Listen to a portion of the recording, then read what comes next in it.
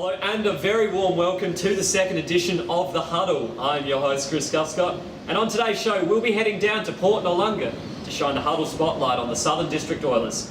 Heath Thomas will be back with us again to go inside the play. We'll dash around the country to catch the scores from around Australia with our national scoreboard, and we will preview Gridiron SA's Round 9 matchups. But firstly, to the Round 8 matchups in the Gridiron SA League, and the 1pm game saw the undefeated Eastside Razorbacks take on the Southern District Oilers. This match looks to be a disaster on paper for Southern District, whose season has produced just one victory to date, and was the tale of a team which simply does not have the numbers to keep up with the bigger teams in the league. There is no disputing the talent on the Oilers, however, with players Michael Tedmanson and Robert West McGuinness leading the charge towards competitive matches each week.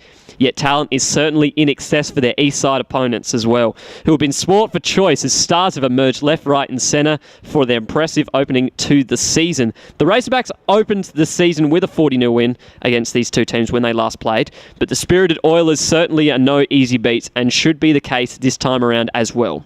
And so here we go, the Razorbacks and Oilers. The Razorbacks looking to keep their undefeated season alive. First drive of the match.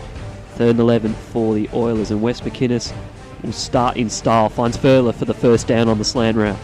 Oilers will be forced to punt, however. Razorbacks will start their first drive, 1st and 10.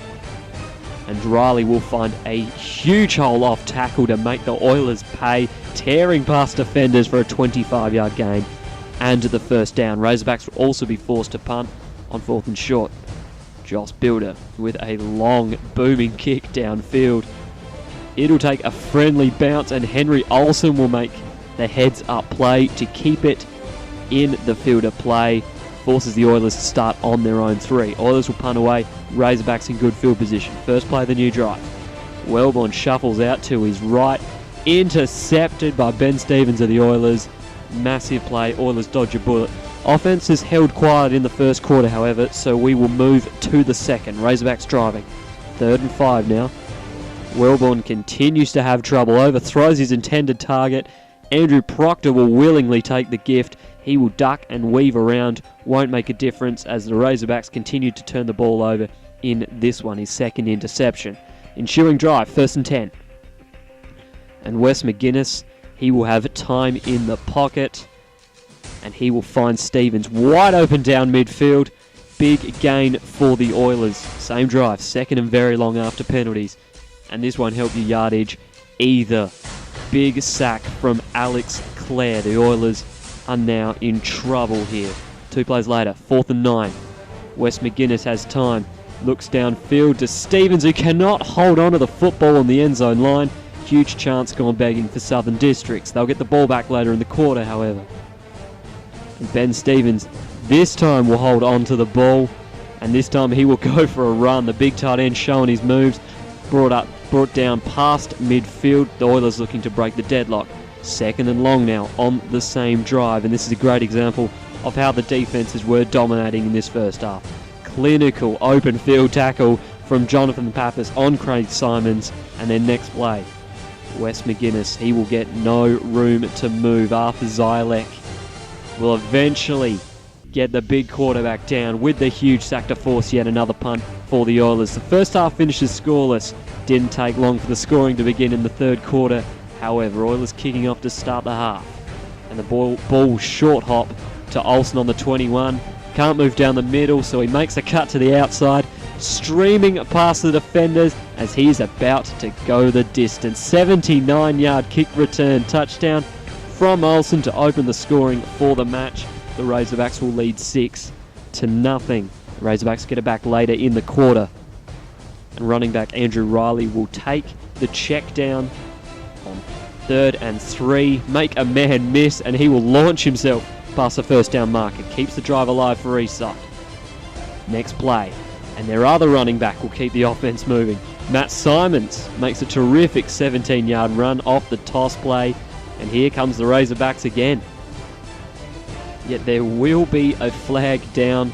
The play will be cancelled, and the Razorbacks will be forced back. So now we're going to jump 2 plays later, and what do you call on a 2nd and 25? Well, This play seems to work. Josh Builder gets in behind the corner and he is gone. 69-yard touchdown reception, and the Razorbacks will double the lead to 14-0. Doesn't matter how strange the celebrations are, the Oilers are now on the ropes here in the third quarter. Now Oilers' next possession, building a nice drive, and it helps to have a receiver like this guy. Tedmondson makes a catch near the touchline, gets a few extra yards after the catch. The Oilers are now pressing. 2 plays later, Wes McInnes drops back, and he will find Stevens down the middle, brings up another first down. Here they come. Next play. And the Oilers, they will finally crack the scoreboard. Wes McInnes will find Proctor wide open in the end zone for the touchdown. And now the Oilers are back in the hunt as they now trail by 8. The only thing out of reach in this play is the crossbar. So this sets up an interesting final quarter in this one. Oilers beginning another drive. And here's Tedmondson again, giving the don't argue to the cornerback and making a few pivotal yards for the first down. Save drive, 2nd and 2. Wes McInnes has a lot of time in the pocket. Pump fakes, and then finds Stephen again with pressure all around him, moving up towards midfield. 2 plays later, now 2nd and 15. Wes McInnes continues to fire, looks long downfield to Tedmondson. He makes the play. The Oilers now pressing inside the red zone and looking dangerous. Tedmondson at 89 yards on the day. 2nd and goal for the Oilers. Wes McInnes drops back, pump fakes the pass, hands off to Simons, who will power his way for the 6-yard TD run. And the last place Oilers are now within 2 points of the undefeated Razorbacks in the fourth. Can the Razorbacks respond? And the answer will be yes. Razorbacks driving past midfield. Wellborn fakes the handoff down the middle, gives it to Simons, who will find the seam down the sideline. Gets a huge gain for the Razorbacks. Puts them within striking distance. Very next play on the 12-yard line. And Wellborn will find Taylor Berrington for the touchdown, and the Razorbacks will get some much-needed breathing room late in this one. They now lead 21-12. First play of the new drive, Wes McInnes. He will drop back, trying to get his team back in this one. Finds Proctor for the first down, but Jordan Blanco will force a fumble and recover it himself. A massive play from Blanco. The Razorbacks get the ball back and will ice the clock. 21-12 for the win for the Razorbacks. They will remain undefeated, but only just, as the 1-5 Oilers made them work for their points. And now it is time to go inside the play with Heath Thomas. He's back on our show for another week. Thanks for coming on the program, man. It's good to be here, man. No worries. Now, this play is an end around from the Razorbacks game in the fourth quarter. The game was pretty much over, but it looks fairly complicated for someone who doesn't really know what they're looking at. How does this play work? So basically, short story to sum it all up is you're faking inside to the running back. Like we're running this way, the offensive line are going to move that direction like it's a standard run play to the right side. What they're going to do, they see the slot receiver is going to come around. So as we fake, we're going to pull the ball out and we're going to hand it down to the back coming on the outside. So the Razorbacks come out, as you see on the film here. Razorbacks come out in their E personnel, which they've been doing all season. Means E personnel meaning 3 wide receivers and 2 running backs. Okay, so they got the fullback in, so they play weak right 19 E sweep. Okay, so we're coming, like we said, you'll see we got Andrew Riley in the backfield. We're going to fake like we're going inside to him to get the defense to bite. We want them to overcommit to that side. So we're going to fake him, and we've got our second running back lining up at slot receiver, Matt Simmons, who's going to come around the other side, and we're going to get our speedster in space. And what happens, you see, it becomes a race, a foot race to the edge. Rob West McInnes, the defensive end, is getting outflanked by the speed running back, Matt Simmons. And then at the edge, you'll see the fullback coming around. He's got to get a block on number 11, Ben Stevens, a linebacker. He misses the initial block. We see him work hard to track back, get that block, as you see right here. He's going to spring into a lot of space. And, of course, we rewind it, of course. We'll see number 10, Taylor Berrington, the wide receiver. At the top of your screen, you're going to see him get his hands on his cornerback and just throw him right down. And while it's good to have a bit of a laugh at things like that, the most important thing is the difference between something like an 8-yard run and like a 25-yard run is wide receivers blocking downfield. Taylor, of course, a young player. And also the Razorbacks receivers in general, they're quite young, but you see they block downfield. It's a rare commodity in wide receivers these days. You see them blocking downfield like that. it's a good thing. It's going to spring big plays for their running game. We know that he knows. He'll be back later on in the program. The second match of the round saw the Adelaide Eagles face off against the Port Adelaide Spartans in the battle for the third and final playoff spot. It seemed unlikely only a month ago that the Spartans would be contesting for a finals position at the midpoint of the season, yet impressive efforts against the top teams like the Razorbacks and the Chiefs gives the league reason to believe that a Port Adelaide can threaten to take a run deep into February.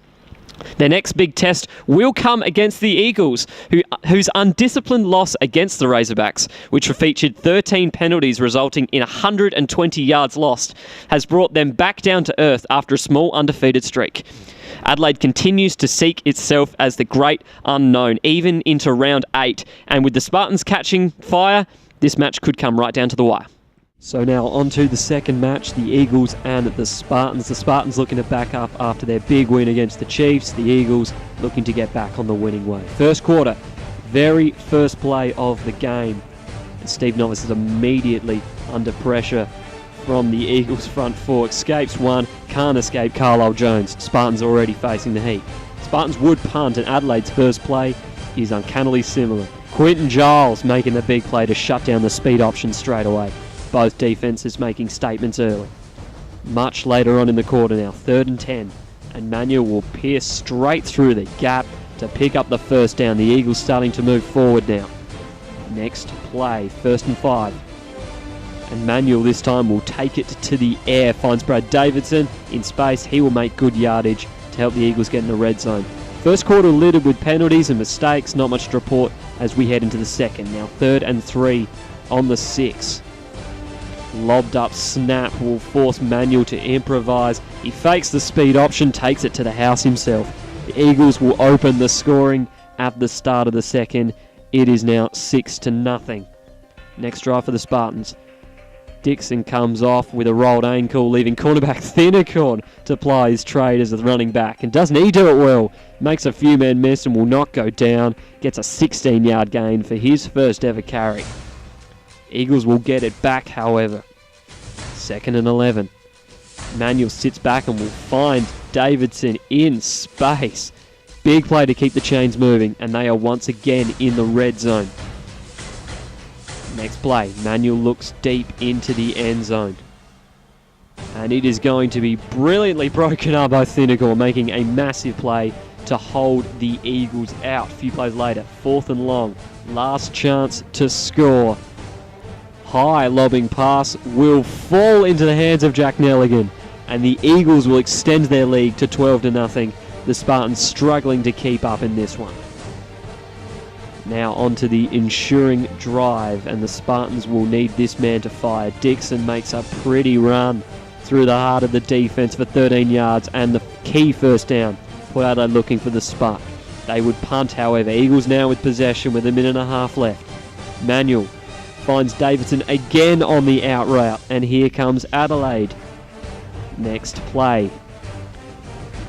Manuel is going to make another key pass downfield. He will find Nelligan again. Will Pham with the touchdown saving tackle as the Eagles set up inside the Spartans 10 in the dying seconds. Last play of the half. And Manuel, he cannot run it into the end zone. He is wrapped up by a bunch of Spartans. The Eagles will have to settle for a 12-0 lead at the half-time break. We move on to the third quarter now. First drive of the half, 3rd and 10. Manuel still rolling into the second half. Finds Luke Whiten down the middle for a solid game to move the chains early on. On to the next play. Manuel, he's going to be pressured, and he's just going to decide to go solo. He simply just has too much speed for the defense. He gets outside for the second straight first down. Now 3rd and 8 on the same drive. Here's a carbon copy yet again as Manuel finds Davidson on the out route. This time he makes a terrific catch with the right hand to keep the chains moving. Now well into Spartans territory. 3rd and 4 now. And if the passing game's working well, you just got to keep bombing it long. Looping pass will fall to Nelligan. Broken up by Hassel. Yet there is a flag on the play. It will be pass interference on Hassel. More yardage for the Eagles. 4th and 3 now. Last chance for the Eagles on the drive. Manuel flicks it to Nolte, and he will add more points to the lead. Eagles convert on their last 3 last down situations to give them a 20-0 lead against the Spartans next drive. And here comes Port Adelaide. Novice finds Angus Henderson down the middle from a slant. He'll get a lot of yards after the catch. Port Adelaide pressing. 4th and 7, same drive. Now it's the Spartans' turn to convert when they need it. Novice hits Levi Johnson down the sidelines. 2 plays later, Novice will find Brad Giadresco on the quick flat. He will beat his man and drags Van Pamelen into the end zone with him. The Spartans finally score. They will cut the lead to 14. Looking for a comeback similar to their match against the Chiefs. Can they pull it off, however? We head to the final quarter to find out. 2nd and 5, Novice. This time he will find Sam Charalambus down the sideline. Kindly tells Van Pamelen to take a seat. Gets a few extra yards after the catch.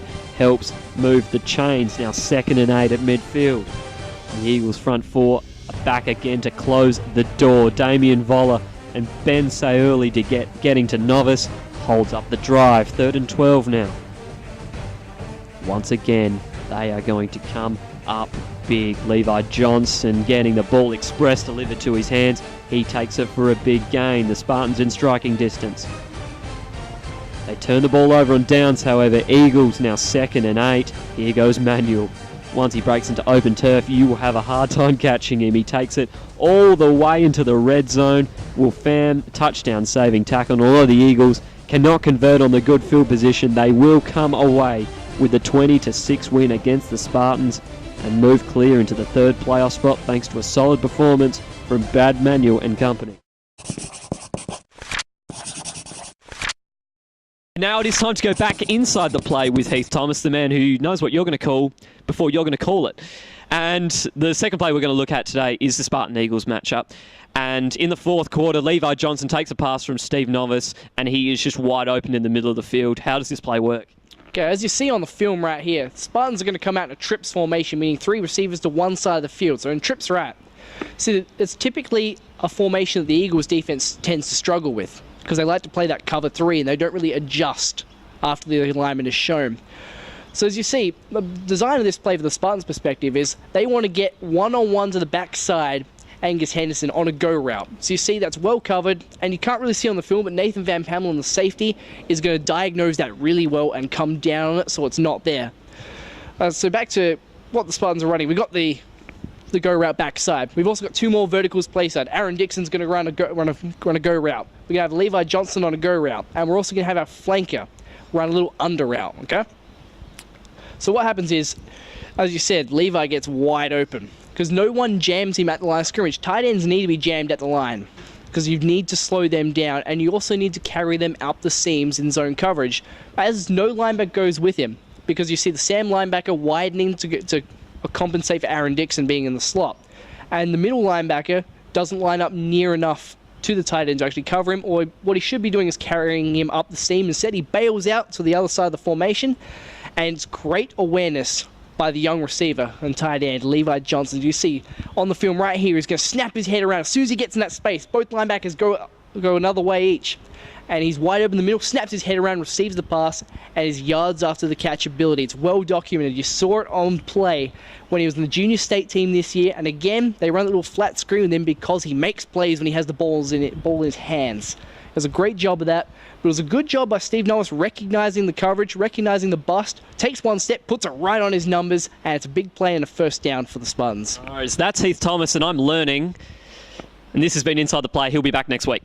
And now it is time for the national scoreboard, and we will start up north, where the Gridiron Queensland season reached its pinnacle on Saturday. Sunbowl 29 was a no contest as the Gold Coast Stingrays clinically finished off the Western Cougars 26-0 and won their 7th Sunbowl in 8 years on the back of a dominant first half. Linebacker Morgan McKay won the Sunbowl MVP with a strong display of defence in his team's shutout. Moving out to the West, and Gridiron West season is heating up as the finals slowly approach them. The bottom of the table clash kicked off round 9, and the West Coast Wolverines handed the Claremont Jets another loss in the 12-0 shutout. The Perth Blitz, for the second week in a row, have had their opponents forfeit. This time it was the West Side Steelers, and the Rockingham Vipers have confirmed their place in the top 3 with a convincing 36-8 win over the depleted Perth Broncos unit. The ladder is starting to take shape as the best teams are starting to separate from the rest. The Saints, Blitz and Vipers are all locked in a tight battle for the top spot, while the Perth Broncos have been left on an island in their own on the middle of the table after their loss cut them adrift from the top 3. And now finally we will have a look at the upcoming final series for the Gridiron New South Wales League, and the undefeated Sydney University Lions will be looking to repeat their round 1 demolition of UTS in the first semi-final this weekend, as UTS fortunately scraped into the finals picture after a tumultuous final round of results. In the other semi-final, the West Sydney Pirates will be looking to get back into form as they play off against the Northwestern Predators, which have been in a good string of form of their own as of late. This match was close in round 5 and it could be close again, and that is your national scoreboard. And now it is time for the Huddle Spotlight. We are shining it on the Southern District Oilers and wide receiver Andrew Proctor. All right, thanks for your time, Andrew. No worries. Now, obviously, you guys are off to a fairly slow start to the season, though. Is it a little disappointing knowing that you've been in a lot of these games? Yeah, definitely. Like we've given ourselves a chance, all probably bar one game. Yeah, and we've just sort of let ourselves down on a couple of key plays where, we've allowed a big play to the opposition and that sort of taken our momentum away. So, but we're improving each week, and the gap's definitely closing for us. We've got a lot of rookies, so. And they're showing some improvement, which is really pleasing. Yeah, that being said, though, what are you guys looking to improve as you continue to move to the rest of the season?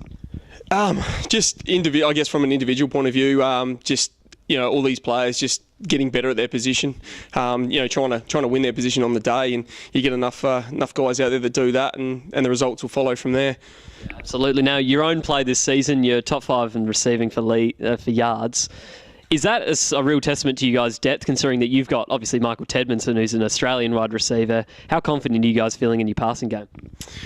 Yeah, that's probably been our strength through the year. It's been the passing game, and I've had a few shots at playing receiver in the past years, but this is probably the first season where I've done it more at a full-time basis. Teddy's a great player out wide and takes some attention away, so. Yeah, I'm just an old bloke that tries to get underneath the radar a little bit and take a few catches. So, doing it all right. Okay, so this week now you've got the Eagles. What's the main focus you guys are working on, considering that they run pretty well on the ground?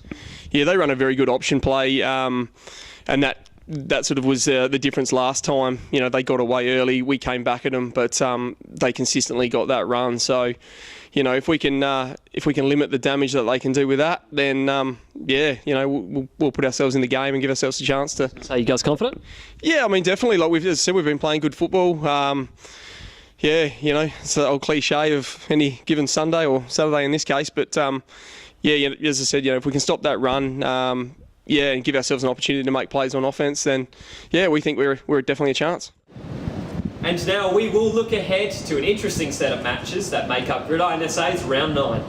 We will start with the 1 PM matchup, which will be the Adelaide Eagles taking on the Southern District Oilers. It's no secret that the Oilers struggled on defence, particularly on run defence, and the Adelaide Eagles will be the first team to make them pay for any substandard rush stopping. As shown on screen now, the Eagles lead the league in rushing yards with just over 146 yards per game, thanks to the speed option that quarterback Brad Manuel and running back Ian Nolte run so effectively.